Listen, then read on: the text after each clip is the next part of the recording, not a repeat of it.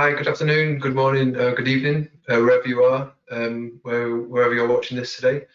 My name is Neil Patrick. I'm the Senior Brand Communications Executive here at Cambridge University Press, and welcome to today's final Open Access Week webinar on open access development in China. In a minute or so, I'm going to introduce our speaker, but just before we get started, just to go through a few housekeeping pieces. Everyone in the chat is on. Every attendee, is on mute. If you do have any questions, please submit them by text in the chat panel on the control panel. Send your questions in at any time. We'll collect them throughout the session and we'll address them at the end. If we don't happen to get through any questions due to the time restraints, we will send out any questions as part of an FAQ document after the event with a recording of the session as well. If you do experience any technical issues throughout, please again put them in the chat box. We've got people in the background in the team working to help anybody who has any issues at any point.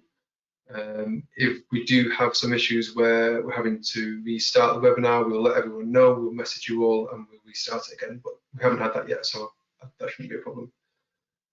So in 1 minute, I'm just going to introduce Claire Howe, the speaker today. Claire works in CUP to deliver cross-functional projects aiming to improve authors' experiences. She works to diversify our author base and grow author services in line with the evolving scholarly communications landscape.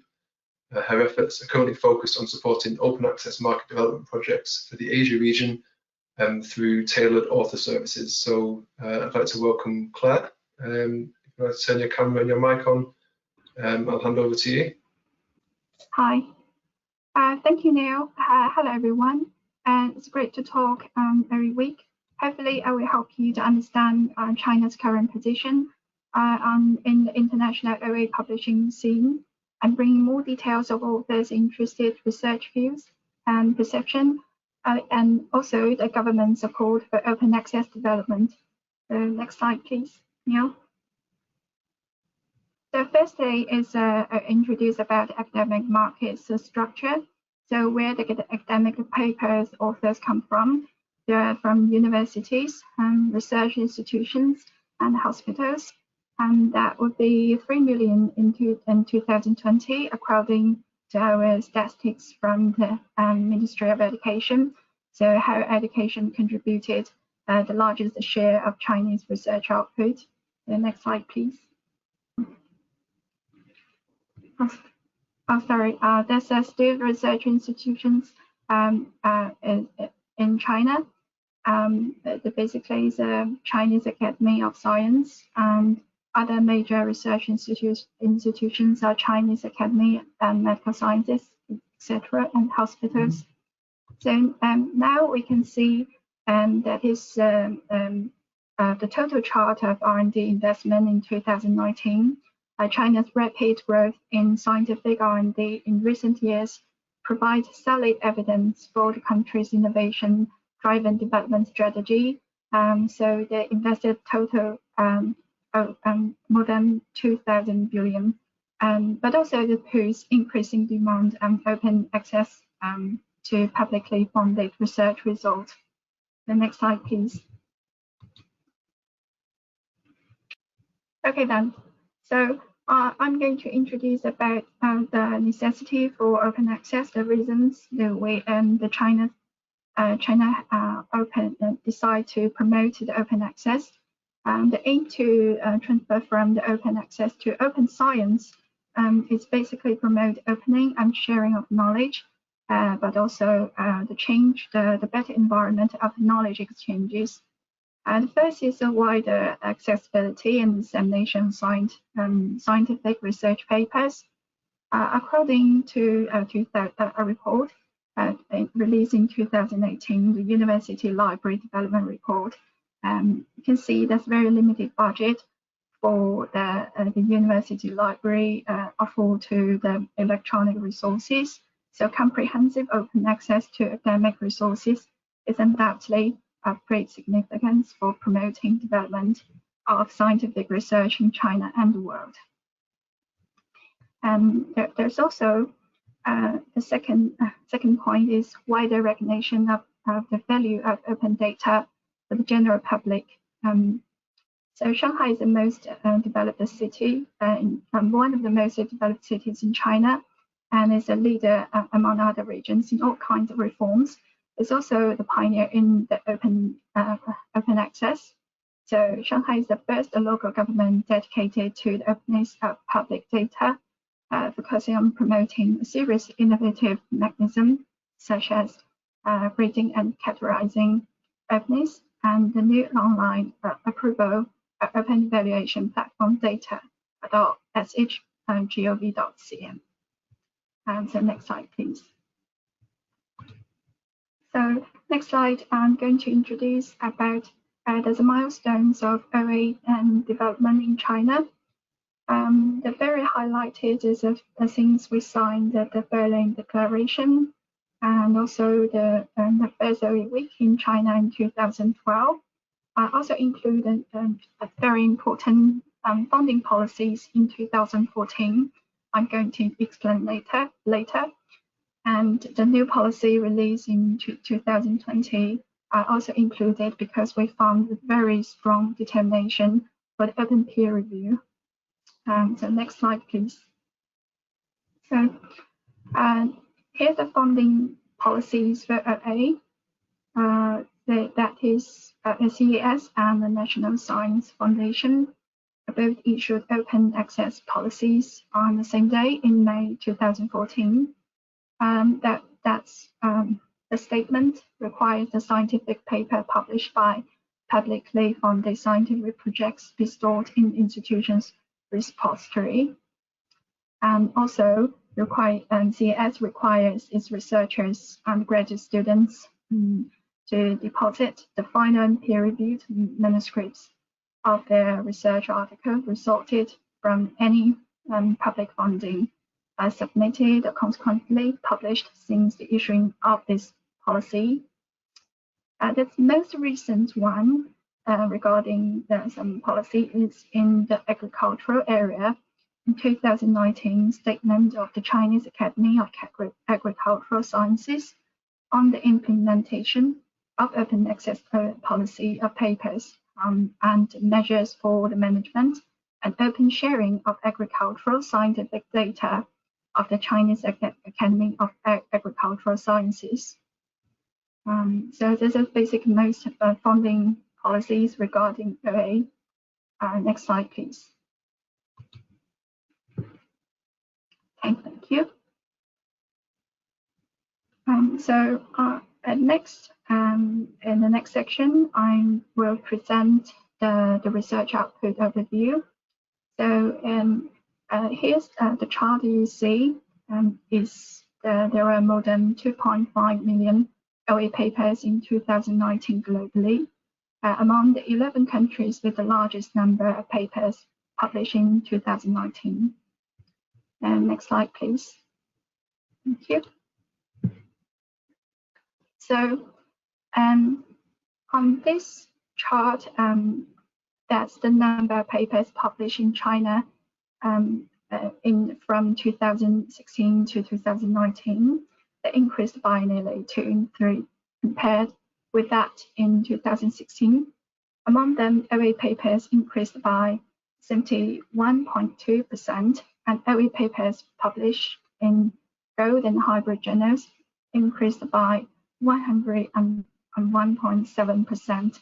The growth rate of 3 items was much higher than that of any other countries. Also, I want to explain the support for authors published in OA journals is somewhat different in China from in many countries. In practice, all research funders in China allow researchers to use research grants for publishing expenses, including article processing charges for OA journals. So we have seen an increasing number of OA papers by Chinese researchers. The next slide, please.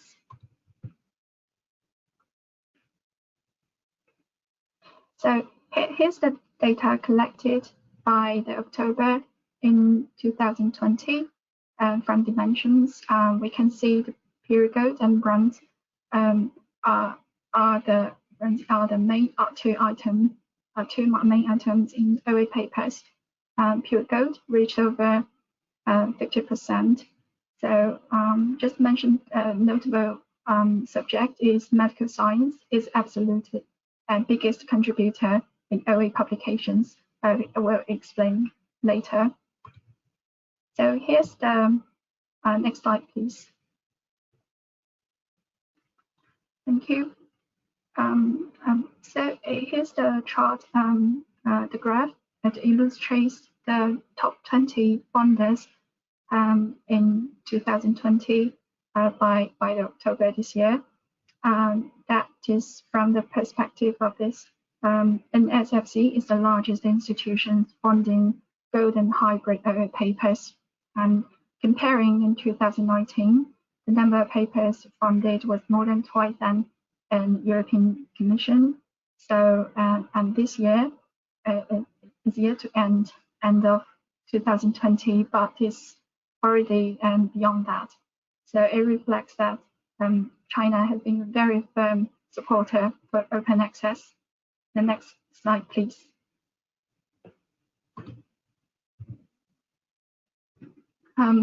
So next section, I'm going to introduce about the research fields as researcher fields.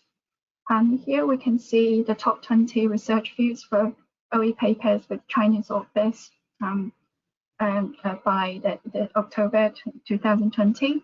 And the top 3 is in medical and health sciences and engineering and the biological sciences, the big 3. Next slide, please.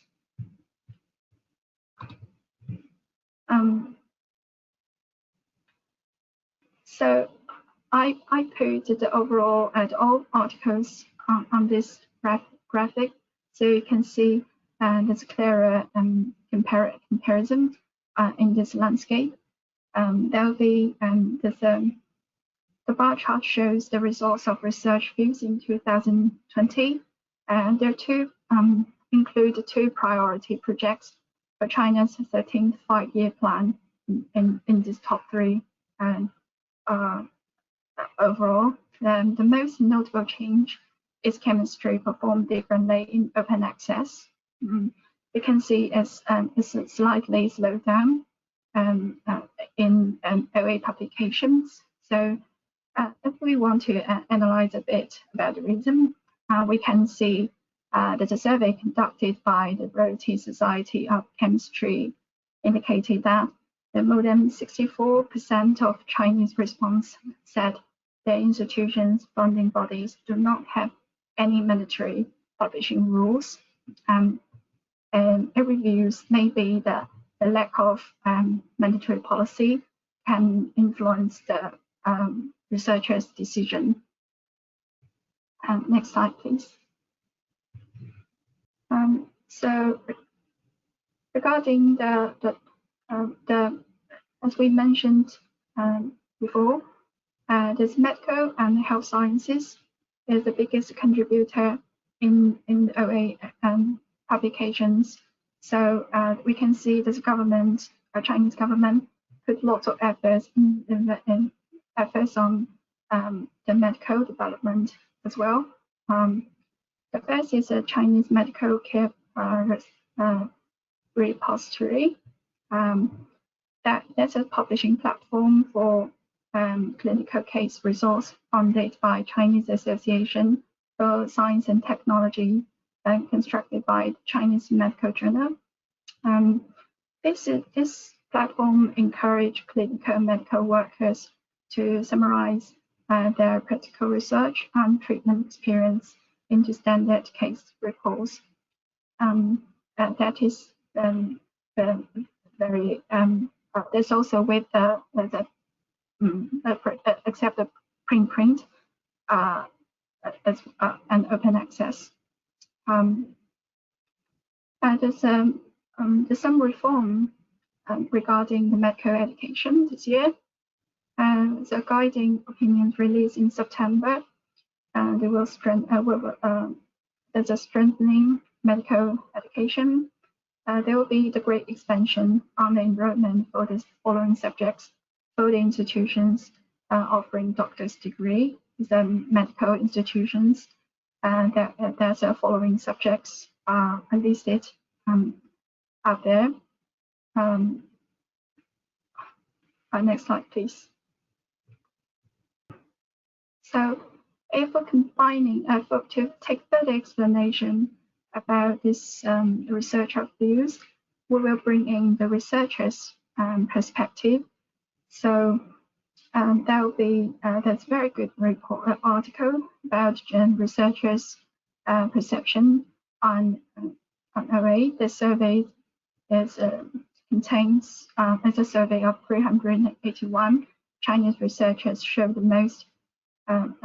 It contains the Chinese researchers, and this report shows suggests that open access journals were more common and easily accepted in life science and medicine fields than other disciplines. Also, it also reflects that biomedical scientists seemed most likely to read and cite open access journals than researchers from other disciplines. More than half of them read and cite open access journals frequently. However, comparing to that, scholars from humanities and social science disciplines seemed more likely to believe open access journals are published by predatory publishers without quality peer review. So it needs more patience and efforts in promoting OA and this area. Next slide, please. I'm going to continue to cite this fantastic report about researchers' perspective. There's some research about, we can see the researchers no longer assume that open access journals are all predatory journals, and comparing the researchers survey in past few years. And also, it shows the Chinese researchers were widely aware of the advantages of open access journals. There will be free access to full text, the wide dissemination, fast publishing, and easy to be cited. Next slide, please. Next slide. This report also about the most decisive influencing factor. We can see in the table being indexed in the database such as SCI, SSCI, EI, and in HCI was the most decisive influencing factor for Chinese researchers when choose a publishing journal. So from this factors, nearly 50% of responses also disagreed with the statement that OA journals are all predatory journals with the lack of proper peer review. The 16% of them strongly disagreed with that statement based on after this research. Next slide, please. In the next section, I'm going to introduce about the China's preprint landscape and their development. So in COVID-19 2020, the figure shows the speed at which preprints have become a key part of COVID research, starting at a relatively low levels in early January and accounting for around 1/4 of research output by the beginning of May. So we can here we're going to see how China perform in preprint publications.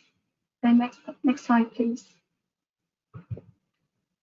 So graphics illustrate the shifts in the amount of preprint publications from 2015 to 2020 to October this year. It increased steadily from 2015 to 2018 and increased largely since 2018. Then the most striking feature was the strong upward trend in the number of preprint publications in 2020. What is the actions that what measures they've taken to promote this area? Next slide, please. China Archive launched in 2016. It's an open repository and distribution service for scientific researchers in the field of network. So for the authors, they will go directly and easy access. Readers of Chinese academic of science can access platform using their official email address and password. And also, there's a free access. Readers are free to browse and search and download articles on this platform. And also, there will be the article recommendation. High quality articles will be recommended to the cooperative journal. There's a priority claim. The paper is released quickly, which help author to protect their priority. So there will be other cooperation with this platform. You can see next slide. Thank you, Neil. That's China Archive was established in 2018 to publicly publish reprinted papers of psychological research in China and abroad. In order to facilitate the direct sharing of research results, they will promote the open access and the wide exchange of psychological research results and build a fair, open, and quick and convenient model of this inclusive academic information exchange. So I will show the last example of this in the next slide. Thank you. This is also another example cooperating with that platform, combining we just mentioned about the China medical platform is also similar to that, and the differences is that independent operated into different institutions. That is the development about the preprint in China. So next slide, please. The next slide, we're going to talk slightly about most updated information released on Open Week. Happened Open Week conference in Beijing. The release by National Science Library.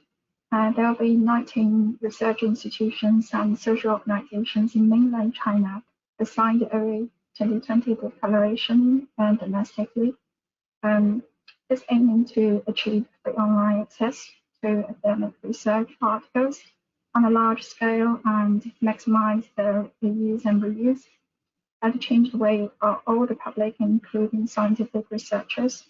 Also expanding the scope of knowledge dissemination, improve the efficiency of the use of the public funds. Next slide, please. At this section, I will talk. Okay, thank you. In this section, I'm going to talk about the new policies released at the end of last year and this year.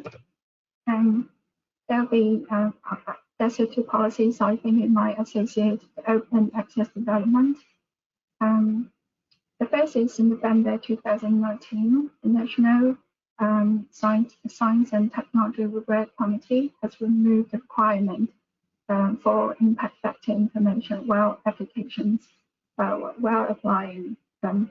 That means researcher will rely less on impact factor and explore more ways to improve their impact. Should be the opportunity for the open access and other options within the scholarly community, and that they renew the evaluation system. And the second one is released in February 2020. There's some suggestions on standardizing the use of SCI paper indexes in higher educational institutes, establishing correct evaluation orientation. This policy hasn't put it in practice officially, it's only a trial. And so only some suggestion on that. But there should be some opportunity here. You can see for the editorial opportunity, the top journals with relatively low impact factor can benefit from this by reaching a larger research base. The second is a model of researchers needs shifted, maybe focus on domestic journals. And the third is calling for new paper valuation measures. At least this is some the terms from the policies there. The evaluation focuses on the innovation level, that it doesn't take the relevant indicators of the CI papers as a direct judgment basis. And the next is associated with peer review. It's not simply replace professional judgment. That's also about the link with the ICI paper, and that is calling for the evaluation comments of experts at home and abroad. So I think we have introduced several areas of the open access development, but I'm sure there will be some aspects of this area we want to explore. So do get in touch with me if you have any questions. If I want to leave the finally a few points regarding the open access to look ahead, there will be a few points. You can see because of changes in Chinese government policies, there will be continued steady increase in scientific output from China. Also, the sustainable support in national level means Chinese government will continue to put lots of efforts to promoting it. And third is improved awareness of OA for both researchers and librarians. And also, there's a resolution for the double dip, which makes most of Chinese publishers or the Chinese institutions feel challenging part. And there will be a resolution of double dip for current hybrid journal. And also last, there will be stricter regulation to avoid British journals to improve the quality of the scholarly community. That is all I am going to talk today. Thank you. Great, thank you very much, Claire, for that. That's really good. We've had 3 questions here. I will take note of the questions and we'll get some answers, and then we will, when we send out the recording of the webinar, we will send out the answers to the questions with that recording. So the questions will be answered, but it'll be in the email that you get after the event. So sorry about that. I think that's just connection issues and sound issues. But I'm going to say thank you again to Claire for that session. Really informative. Thank you very much for that, Claire. Thanks everyone for joining. And as I said, the session has been recorded and it will be emailed out to you shortly with some answers to the 3 questions that we've had posed as well. Great. Thank you very much, everyone.